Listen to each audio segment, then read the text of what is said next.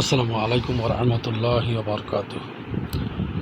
সরিঘাট 1950-এর পরে বা ভারত পাকিস্তান বিভক্তির পরে এই নাম শোনা যায়।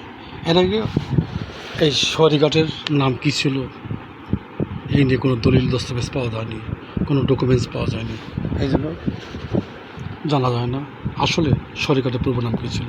তবে ঘাট ছিল, এটা সত্য। এখানে নদী বন্দরের ঘাট ছিল, আর এই ঘাটের উপর নির্ভর করে এখানে বড় কটারা, ছোট কটারা এবং অন্যান্য মোগল আমলের ইমারত নির্মাণ করা হয়। অতএব এই ঘাটটা অত্যন্ত জনপ্রিয় এবং মোগল আমলে ছিল, এটা স্পষ্ট।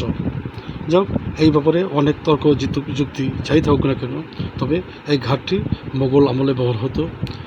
তা না হলে এই ছোট কটারা, বড় কটারা নির্মাণের জন্য বড় বড় পাথর, বড় বড় ইমারত নির্মাণের সামগ্রী কোনোভাবেই গাড়িতে আনা সম্ভব না। তাই মোগল আমলে এই ঘাটটা ছিল, এতে কোনো সন্দেহ নেই। আর আমরা প্রমাণ পাই চাঁদনি ঘাটও মোগল আমলে ছিল, তাহলে এখানেও কোনো ঘাট ছিল। নবাবী আমলের নবাব বাড়ির পাশেও ঘাট ছিল। তবে এই ঘাট থাকবে, এটাই স্বাভাবিক, তবে নাম অজানা। আসসালামু আলাইকুম।